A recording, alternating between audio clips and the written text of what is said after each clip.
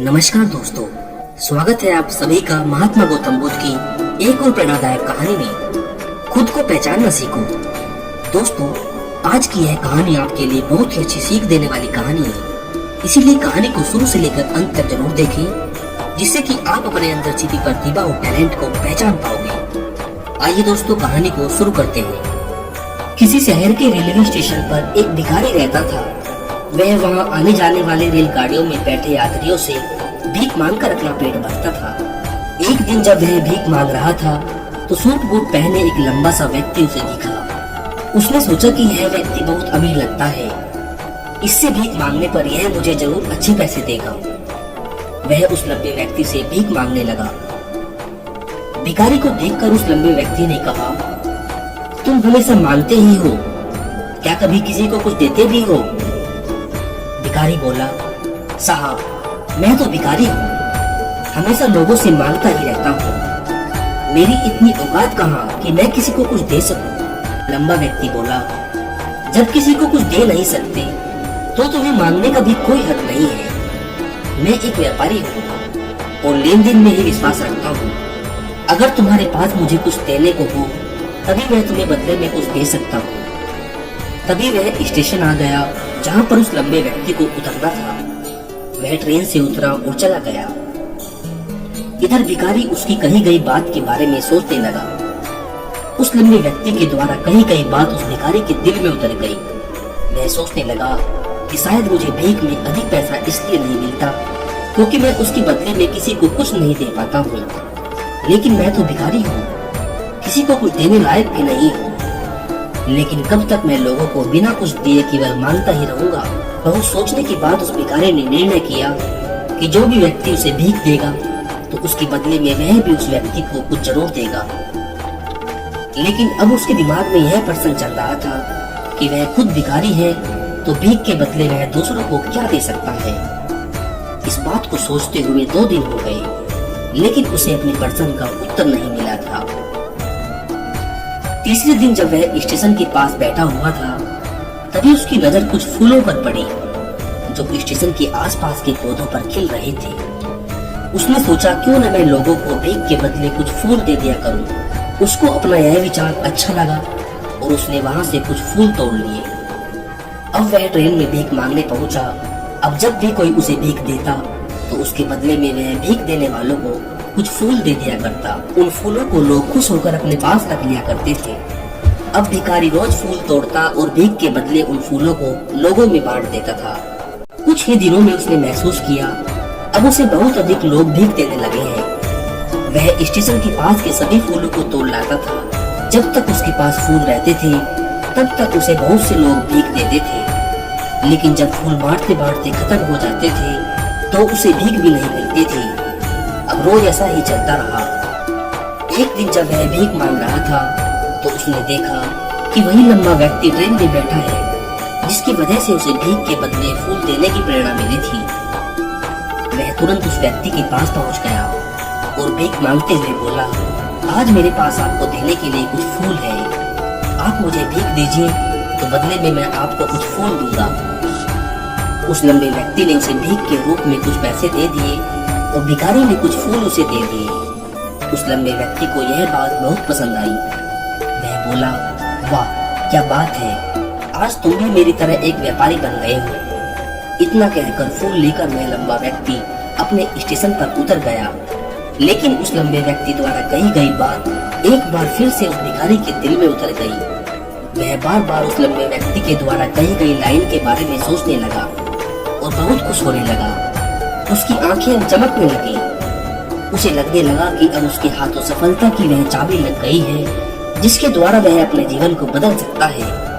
वह तुरंत ट्रेन से नीचे उतरा और उत्साहित होकर बहुत तेज आवाज में ऊपर आसमान की तरफ देखकर बोला, मैं भिखारी नहीं हूँ, मैं तो एक व्यापारी हूँ। मैं भी उस लंबे व्यक्ति जैसा बन सकता हूँ, मैं भी अमीर बन सकता हूँ। लोगों ने उसे देखा तो सोचा कि शायद यह भिखारी पागल हो गया है और अगले दिन से वह भिखारी उस स्टेशन पर फिर कभी नहीं दिखा। लेकिन 6 महीने बाद इसी स्टेशन पर 2 व्यक्ति सूट बूट पहने हुए यात्रा कर रहे थे। दोनों ने एक दूसरे को देखा तो उनमें से एक ने दूसरे से हाथ मिलाया और कहा, क्या आपने मुझे पहचाना? दूसरा व्यक्ति बोला, नहीं, क्योंकि मेरे हिसाब से हम लोग पहली बार मिल रहे हैं। पहला व्यक्ति बोला, नहीं, आप याद कीजिए, हम पहली बार नहीं बल्कि तीसरी बार मिल रहे हैं। दूसरा व्यक्ति बोला, मुझे याद नहीं, वैसे हम पहले 2 बार कब मिले थे? अब पहला व्यक्ति मुस्कुराया और बोला, हम पहले भी 2 बार इसी ट्रेन में मिले थे। मैं वही भिखारी हूँ जिसको आपने पहली मुलाकात में बताया था कि मुझे जीवन में क्या करना चाहिए, और दूसरी मुलाकात में बताया था कि मैं वास्तव में कौन हूँ। दूसरा व्यक्ति मुस्कुराया और अचंभित होते हुए बोला, ओह, याद आया, तुम वही भिखारी हो जिसे मैंने एक बार भीख देने से मना कर दिया था और दूसरी बार मैंने तुमसे कुछ फूल खरीदे थे, लेकिन आज तुम यह सूट बूट में कहाँ जा रहे हो और आजकल क्या कर रहे हो? तब पहला व्यक्ति बोला, हाँ, मैं वही भिखारी हूँ, लेकिन आज मैं फूलों का एक बड़ा व्यापारी हूँ और इसी व्यापार के काम से एक दूसरे शहर जा रहा हूँ। कुछ देर रुकने के बाद वह फिर बोला, आपने मुझे पहली मुलाकात में प्रकृति का वह नियम बताया था जिसके अनुसार हमें तभी कुछ मिलता है जब हम कुछ देते हैं। लेन देन का यह नियम वास्तव में काम करता है। मैंने यह बहुत अच्छी तरह महसूस किया है, लेकिन मैं खुद को हमेशा भिखारी ही समझता रहा। इससे ऊपर उठकर मैंने कभी सोचा ही नहीं। और जब आपसे मेरी दूसरी मुलाकात हुई तब आपने मुझे बताया कि मैं एक व्यापारी बन चुका हूँ। अब मैं समझ चुका था कि मैं वास्तव में एक भिखारी नहीं बल्कि व्यापारी बन चुका हूँ। मैंने समझ लिया था कि लोग मुझे इतनी भीख क्यों दे रहे हैं, क्योंकि वह मुझे भीख नहीं दे रहे थे बल्कि उन फूलों का मूल्य चुका रहे थे। सभी लोग मेरे फूल खरीद रहे थे क्योंकि इससे सस्ते फूल उन्हें कहाँ मिलते। मैं लोगों की नजरों में एक छोटा व्यापारी था, लेकिन मैं अपनी नजरों में एक भिखारी ही था। आपके बताने पर मुझे समझ आ गया कि मैं एक छोटा व्यापारी हूँ। मैंने ट्रेन में फूल बांटने से जो पैसे इकट्ठा किए थे उनसे बहुत से फूल खरीदे और फूलों का व्यापारी बन गया।